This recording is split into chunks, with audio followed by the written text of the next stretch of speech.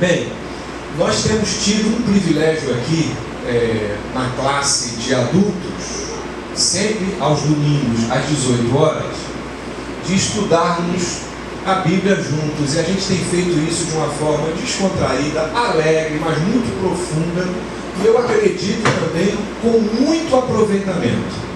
E a gente está estudando, vamos estudar esse ano, o Novo Testamento inteiro. E nós começamos de Marcos. E já estamos chegando ao fim de Marcos. E a gente tem descoberto coisas maravilhosas nesse livro e com esse escritor. Eu preguei no domingo passado sobre João Marcos, né, sobre o parentesco dele, sobre o quanto que ele foi em dado momento preterido, quase afastado pelo Paulo, que ficou chateado, porque ele frustrou e ele desistiu no meio do caminho e deixou Paulo e quem mais na mão? Barnabé. E depois Barnabé teve que bancar, que era o parceiro de missão de Paulo, e teve que falar: Paulo, eu insisto, eu vou levar João Marcos. E Paulo, a contenda foi tão grande que Paulo não criou caso, falou: tá bom, o lado que você for com João Marcos, vai para um lado que eu vou para o outro. E aí Paulo se assenhorou e ficou perto lá de Silas, e assim a dupla se desfez. E parecia então que o pivô da desavença entre Paulo e Barnabé tinha sido e foi de fato João Marcos. Só que se passaram, 10 anos, um pouquinho mais, e a gente vê que João Marcos, foi recuperado e se tornou fundamental, inclusive, para a vida do apóstolo Paulo, que já lá no finalzinho estava pedindo a presença dele, porque a presença dele era útil. Pedro também falou a mesma coisa. Pedro falou e chamou João Marcos, depois desse tempo todo, de filho. Tamanho era o carinho. E esse personagem fantástico escreveu um dos evangelhos.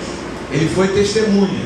E aí hoje, rapidamente, a gente vai dar continuidade um pouco, totalmente diferente do que a gente fez aqui na escola. Mesmo quem não participou da escola, vai aproveitar um pouquinho aqui o que a gente vai falar sobre João Marcos como escritor.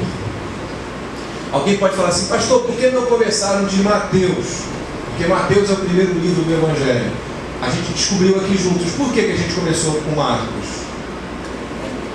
Mas ninguém entendeu. Ninguém disse nada. Por que Marcos? Não. Por que Marcos a gente começou com Marcos? Não. Por que a gente começou com Marcos? Foi o primeiro evangelho a ser escrito. Então, ele não está na ordem. Mateus está primeiro e tal. A tal da Bruna insistiu com esse negócio de ser prático. A Bruna insistiu de que tá bom, eu já aceitei. Se dos 4 livros do Evangelho, o mais prático para a Bruna não ficar revoltada comigo, é Marcos, é o Evangelho de Marcos. É um estilo, por favor, pode passar? É um estilo ligeiro, ágil, em que ele conta casos que outros evangelhos gastaram páginas e mais páginas, capítulos e mais capítulos. Marcos vai lá e gasta 3 versos e conta a história de forma muito prática. Aqui, conhece alguém que para contar uma história roda o mundo, roda o leme, e você fica doido para acabar a história e não acaba nunca, porque quanto os mínimos detalhes, inclusive aquela roupa, azul, tinha 4 botões e tinha não sei quantas bolinhas, aí a pessoa começa a contar e ela fica contando os detalhes. Mas tem outro que diz assim: aí, como é que foi o teu dia? Foi tudo bem. Aí você, geralmente são adolescentes, né? Como é que foi na escola? Foi tudo bem. Mas eu quero saber os detalhes. Não, aconteceu que teve aula de matemática e português, foi tudo bem. Ajudou em nada. Então é rápido, é ligeiro, é uma forma de falar o essencial. Marcos, diferente de Lucas, diferente de João e diferente de Mateus, é um evangelho extremamente prático. Ele conta coisas o tempo todo. E ele sai de uma história para outra com muita facilidade.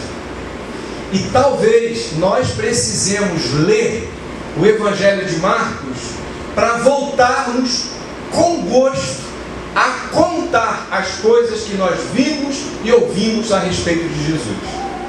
Como vimos aqui nos grupos, temos muitas histórias. Jesus está envolvido em todas elas praticamente. Então Jesus Cristo é o assunto principal de Marcos. Jesus Cristo precisa ser assunto nosso e a gente precisa contar aos outros, de forma breve, que seja prática, aquilo que nós vimos e ouvimos. Isso é pregar o Evangelho. Pregar o Evangelho não é necessariamente vir atrás de um púlpito, preparar uma mensagem e pregar como eu estou pregando aqui. Pregar o Evangelho é contar as coisas que nós temos vivido, temos visto, somos testemunhas. Marcos se coloca nesse lugar. Está pequenininho ali, né? Ágil, direto, prático e vigoroso. Sabe também aquelas pessoas que quando vão contar uma coisa, usa muito aqueles termos, sabe? Parece exagerado, parece que está, ai, que coisa extraordinária, que situação maravilhosa, que experiência estrondosa. Aí a pessoa é muito enfática. Marcos é desses. Marcos é desses que conta a história, mas não de forma neutra, numa temperatura, sabe? Ele é vigoroso, ele é intenso, ele fala com intensidade as coisas que ele tem vivido. Tem nos faltado intensidade para falar de Jesus? Tem nos faltado ânimo? Tem nos faltado força? Tem nos faltado, sei lá, alegria para falar das coisas de Jesus? Ou a gente está falando como, sei lá, como quem cita para que alguém digite? Olha só, é isso aí, ó, digita isso aí, ó, Jesus Cristo é maravilhoso, né? Jesus Cristo é o princípio da paz, não coloca vírgula, Jesus Cristo salvou a minha... Aí a gente começa a falar quase que como mecanicamente, e a gente não entra na história, a gente não sente a história, a gente não sente o peso da palavra, a gente se acostumou com as coisas que nós ouvimos, tipo assim, a alegria do Senhor é a nossa força. Amém? Aí se o pastor não falar, ri para falar isso, a gente não ri. Então o que eu estou falando não combina com a minha expressão.